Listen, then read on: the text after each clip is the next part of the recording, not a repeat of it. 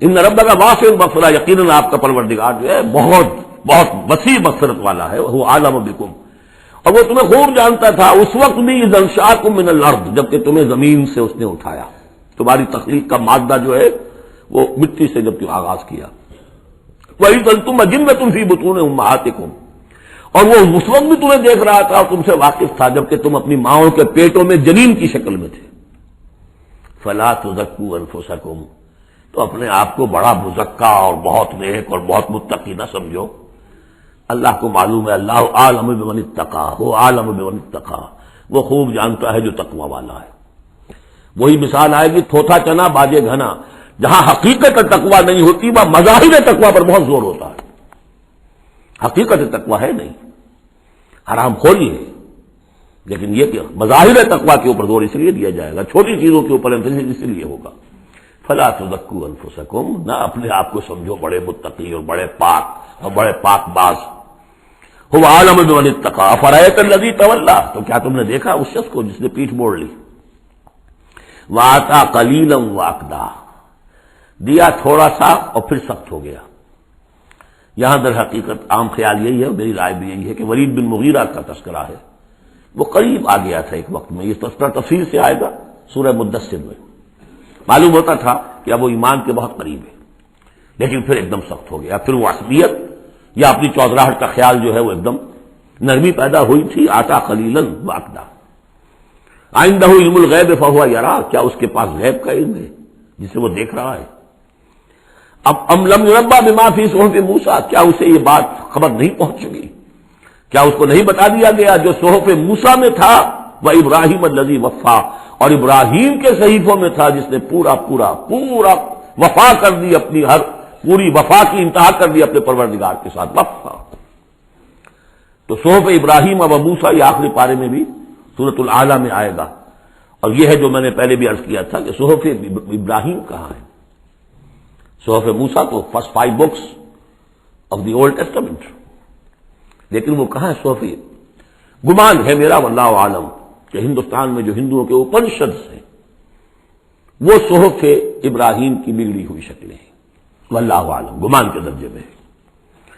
اس میں حضرت موسیٰ کے صحیفوں میں اور ابراہیم کے صحیفوں میں کیا بات تھی؟ اللہ تزر وازرۃ وزر اخری، کہ نہیں اٹھائے گی کوئی جان کسی دوسری جان کے بوجھ کو، ہر شخص کو اپنی رسپانسبلٹی، خود اپنی اکاؤنٹیبلٹی کو فیس کرنا ہوگا، خود جواب دہی کرنی ہوگی، جیسے کہ ہم پڑھ چکے ہیں سورہ مریم میں، وَكُلُّهُمْ آتِيهِ يَوْمَ الْقِيَامَةِ فَرْدًا، ہر شخص اللہ کی عدالت میں آئے گا قیامت کے دن اکیلا، نہ باپ ساتھ ہوگا، نہ ماں ساتھ ہوگی، نہ جورو ساتھ ہوگی، نہ بیٹے ساتھ ہوں گے، نہ بیٹیاں ساتھ ہوں، کوئی ساتھ، کوئی بھائی ساتھ ہوگا، یا عورت ہے تو نہ شوہر ساتھ ہوگا، اسے اپنا جواب خود دینا ہے۔ اللہ تزر وازرۃ وزر اخری الیس للانسان الا ما سعی، اور یہ کہ انسان کے لیے نہیں ہے مگر وہی کچھ جس کے لیے اس نے سعی کی ہے، محنت کی ہے، کمائی کی ہے، تمناؤں سے کچھ نہیں ہوتا۔ ام للانسان ما تمنا شروع میں آیا تھا، کیا تمناؤں سے کچھ مل جائے گا؟ کیا انسان کو مل جائے گا جو وہ چاہے گا؟ نہیں۔ اب یہاں اس کا جواب آ گیا، الیس للانسان الا ما سعی، کسی انسان کو نہیں ملے گا کچھ بھی مگر وہی جس کے لیے اس نے سعی کی ہے، محنت کی ہے۔ وَأَنَّ سَعْيَهُ سَوْفَ يُرَىٰ، البتہ جو اس کی صحیح ہوگی وہ اسے دکھا دی جائے گی، اس کے سامنے آ جائے گی۔ فَمَن يَعْمَلْ مِثْقَالَ ذَرَّةٍ خَيْرًا يَرَهُ وَمَن يَعْمَلْ مِثْقَالَ ذَرَّةٍ شَرًّا يَرَهُ، جس نے ذرے کے ہم بدن نیکی کی ہوگی اس کو دیکھ لے گا، اور جس نے ذرے کے ہم بدن بدی کی ہوگی وہ دیکھ لے گا۔ ثُمَّ يُجْزَاهُ الْجَزَاءَ الْأَوْفَىٰ، پھر اس کو بدلہ دیا جائے گا پورا پورا بدلہ۔ وَأَنَّ إِلَىٰ رَبِّكَ الْمُنتَهَىٰ، اور یہ کہ بالآخر تو تمہارے رب ہی کی طرف جانا ہے۔ وَأَنَّهُ هُوَ أَضْحَكَ وَأَبْكَىٰ، اور یہ کہ وہی تمہارا رب ہے جو ہنساتا بھی ہے رلاتا بھی ہے۔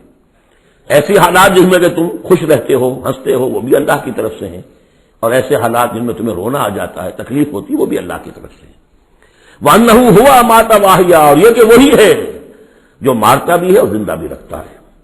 وَأَنَّهُ خَلَقَ الزَّوْجَيْنِ الذَّكَرَ وَالْأُنثَىٰ مِن نُطْفَةٍ إِذَا تُمْنَىٰ، اور یہ کہ وہی ہے کہ جس نے بنا دیے ہیں زوجین، الذکر والانثیٰ، مذکر اور مؤنث، مرد اور عورت، نر اور مادہ، من نطفتن، ایک ہی بوند سے، اذا تمنا، جبکہ وہ ٹپکائی جاتی ہے۔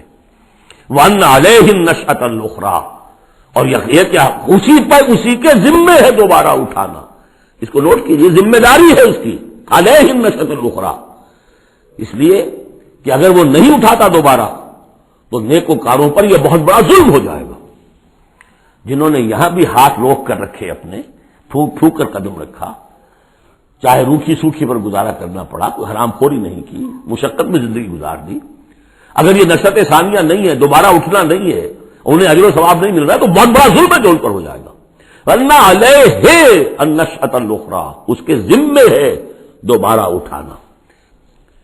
وَأَنَّ عَلَيْهِ النَّشْأَةَ الْأُخْرَى وَأَنَّهُ هُوَ أَغْنَى وَأَقْنَى وَأَنَّهُ هُوَ رَبُّ الشِّعْرَى وَأَنَّهُ أَهْلَكَ عَادًا الْأُولَى وَثَمُودَ فَمَا أَبْقَى وَقَوْمَ نُوحٍ مِّن قَبْلُ إِنَّهُمْ كَانُوا هُمْ أَظْلَمَ وَأَطْغَىٰ وَالْمُؤْتَفِكَةَ أَهْوَىٰ فَغَشَّاهَا مَا غَشَّىٰ فَبِأَيِّ آلَاءِ رَبِّكَ تَتَمَارَىٰ صدق اللہ العظیم۔ اور یہ کہ اللہ ہی کے ذمے ہے دوبارہ اٹھا دینا، اور یہ کہ اسی نے دولت دی، اسی نے خزانہ دیا، لیکن اس کے ایک معنی یہ بھی ہے کہ اسی نے جس کو بھی فقر آتا ہے اسی کی طرف سے آتا ہے۔ اغنا، اقنا، اقنا چونکہ یہ باب افعال ہے تو اس میں سلب ماخذ کا ایک مفہوم بھی ہوتا ہے۔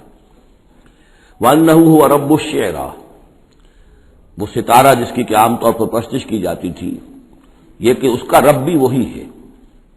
وَأَنَّهُ أَهْلَكَ عَادًا الْأُولَىٰ، اور یہ کہ اسی نے ہلاک کیا تھا پہلے عاد کو۔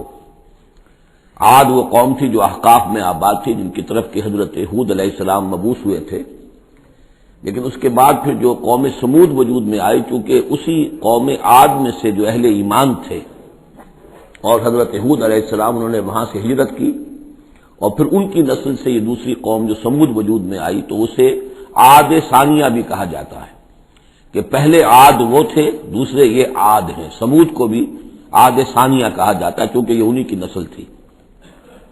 تو انہ اہلک عاد الاولیٰ، اسی نے ہلاک کیا تھا پہلے عاد کو۔ وثمود فابقیٰ، اور عاد ثانیہ یعنی سمود کو بھی، تو پھر کسی کو باقی نہ چھوڑا۔ وقوم نوح من قبل، اور ہلاک کیا تھا اس نے نوح کی قوم کو اس سے پہلے۔ انہم کانوا ہم اظلم واطغیٰ، یقیناً وہ تو ان سے بھی بڑھ کر ظالم اور ان سے بھی بڑھ کر سرکش تھے۔ والمؤتفکۃ اہویٰ، اور وہ بستی کہ جسے اس نے پلٹ دیا تھا، الٹی ہوئی بستی کو اس نے پٹخ دیا، اس سے مراد ہے سدوم اور عمورہ کی بستیاں۔ وغشاها ما غشا، اور پھر اس کو ڈھانپ لیا جس چیز نے کہ ڈھانپ لیا۔ جب اس کے اوپر ایک دفعہ تو وہ زلزلہ آیا اور تلپٹ کر دیا، اور پھر اس پر کنکروں کی بارش ہوئی تھی۔ فغشاها ما غشا، تو وہ کنکروں کی بارش نے پھر ان کو اب ڈھانپ دیا۔ فبأي آلاء ربك تتمارى، تو تم اپنے رب کی کون کون سی قدرتوں کے بارے میں تم اسے جھٹلاؤ گے یا ان کے بارے میں شک کرو گے۔ ھذا نذیر من النذر الاولیٰ، ھذا یہ یعنی محمد صلی اللہ علیہ وسلم یہ بھی ایک خبردار کرنے والے ہیں، جیسے کہ اور بہت سے خبردار کرنے والے پہلے آ چکے ہیں۔ من النذر الاولیٰ، پہلے کے، نذیر کی جمع نذر۔ ازفت الازفہ، آ چکی ہے قریب وہ آنے والی۔ لیس لہا من دون اللہ کاشفہ، اور نہیں ہے کوئی اس کو کھول دینے والا اللہ کے سوا۔ اس کے یہ بھی معنی ہے کہ جیسے کشتی کا لنگر کہیں ہو تو لنگر کھول کر، لنگر اٹھا کر پھر کشتی کو روانہ کیا جاتا ہے، تو ایسے ہی وہ قیامت ابھی لنگر انداز ہے، لیکن اس کو روانہ کرنا، اسے چلانا اللہ ہی کا کام ہے جب وہ چاہے گا۔ اور یہ بھی ہے کہ اس کا علم جو ہے کہ کھول کر دکھا دیا جائے کہ وہ کب آئے گی، یہ بھی صرف اللہ کے پاس ہے، اس کے سوا کوئی نہیں ہے کہ جو بتا سکے کب آئے گی۔ افمن ھذا الحدیث تعجبون، تو کیا تم کو اس بات سے تعجب ہو رہا ہے؟ ھذا الحدیث، اس قرآن ہی کے بارے میں کہا جا رہا ہے۔ وتضحکون ولا تبکون، اور تم ہنستے ہو اور روتے نہیں ہو۔ وانتم صامدون، اور تم خوش فیلیاں کر رہے ہو، خوش گپیوں میں لگے ہوئے ہو۔ فاسجدوا للہ واعبدوا، پس سجدہ کرو اللہ کے لیے اور اسی کی بندگی کرو، اسی کی پرستش کرو، سجدہ کر لیجیے۔ اس سورہ مبارکہ میں جو زور خطابت ہے، جیسا کہ میں نے پہلے عرض کیا کہ ہم لوگ اس کا صحیح اندازہ نہیں کر سکتے۔ یہ جو عربوں کا ایک ذوق تھا، بڑے بڑے خطیب ان کے ہاں ہوتے تھے، خود حضور نے فرمایا ہے کہ ان من الشعر لحکمۃ و ان من البیان لسحرا، بہت سے شعر ایسے ہوتے ہیں کہ جو حکمت پر مبنی ہوتے ہیں، حکمت کے خزانے، اور بہت سے بیان، بہت سے خطبے، بہت سی تقاریر ایسی ہوتی ہیں کہ جن میں جادو کا اثر ہوتا ہے۔ تو اس خطبے کے اندر جو خطابت کا جوش ہے، جیسا کہ میں نے عرض کیا، اب ظاہر بات ہے کہ وہ عرب اور خاص طور پر جو کہ پوری فصاحت اور بلاغت سے واقف ہوں وہ سمجھتے ہیں، لہذا اس کے بارے میں جو رائے آتی ہے وہ یہ ہے کہ آپ نے جس مجمع میں کھڑے ہو کر یہ سورت سنائی تو پورا کا پورا مجمع جو ہے دب بخود رہا، اور وہ ساکت و صامت ہو کر اس کو سنتے رہے۔ وہ کافر بھی تھے، اہل ایمان بھی تھے، بڑے بڑے دشمن بھی تھے حضور کے، لیکن یہ کہ اس کا ایسا زور تھا، اتنا اثر تھا، اتنی تاثیر تھی کہ دم بخود رہے۔ اور آخر میں جب حضور نے یہ آیت پڑھی تو سب کے سب سجدے میں گر گئے۔ البتہ بعد میں پھر انہوں نے بات بنا لی ایک، اور وہ واقعہ ہے تلقا غرانیق العلا کا۔ جب ان سے کہا گیا تم بھی سجدے میں گر پڑے محمد صلی اللہ علیہ وسلم کا یہ کلام سن کر یا قرآن ان کی زبان سے سن کر، تو انہوں نے کہا کہ ہم نے تو سنا تھا کہ اسی میں انہوں نے یہ بھی فرمایا تھا جہاں ذکر آیا ہے افرأیتم اللات والعزی ومناۃ الثالثۃ الاخری، تو وہاں محمد نے یہ بھی کہا تھا تلک الغرانیق العلا وان شفاعتہن لترتجی، یہ بڑی اونچی دیویاں ہیں، بڑی اونچے مقام والی دیویاں ہیں یہ لات اور منات اور عزیٰ، اور یہ کہ ان کی شفاعت کی توقع ہے، شفاعت کریں گے۔ تو ہم نے چونکہ یہ آیت بھی سنی تھی، یہ بھی سنا تھا ان کے زمان سے، لہذا ہم نے سمجھا کہ بس اب جھگڑا ختم ہو گیا، اور محمد نے بھی ہماری دیویوں کو کسی درجے میں مان لیا، جھگڑا تو یہی تھا، لہذا ہم بھی ان کے ساتھ سجدے میں گر گئے۔ لیکن یہ گویا کہ ان کی سخن سازی تھی، یا یہ کہ بعض علماء کی یہ تعویل ہے کہ ہو سکتا ہے کسی شیطان نے جب کہ حضور پڑھ رہے تھے تو یہ الفاظ پڑھ دیے ہوں آواز ملا کر اور انہوں نے سنے ہوں، واللہ عالم۔ لیکن میرے نزدیک اصل میں اس صورت کی تاثیر تھی، اس کی اتنی ہیبت تھی اس میں کہ اس کے نتیجے میں جب آخر میں یہ حکم آیا سجدہ کرو اللہ کو اور بندگی کرو اسی کی، تو وہ سب کے سب گویا کہ بے اختیار جسے ہم کہتے ہیں فَأُلْقِيَ السَّحَرَةُ سَاجِدِينَ، جیسے القیہ کا لفظ آیا ہے کہ وہ جادوگر جو تھے حضرت موسیٰ علیہ السلام کا جو مقابلہ کرنے آئے تھے، فعل مجہول ہے، گرا دیے گئے جادوگر سجدے میں، جیسے کسی نے ان کو پکڑ کر اور الٹا کر دیا اور سجدے میں گرا دیا، یعنی بے اختیار کرنا انسان کا۔ تو ایسا ہی معاملہ اس صورت کے سننے پر بھی ہوا ہے، واللہ عالم۔ بارک اللہ لی ولکم فی القرآن العظیم ونفعنی وإیاکم بالآیات والذکر الحکیم۔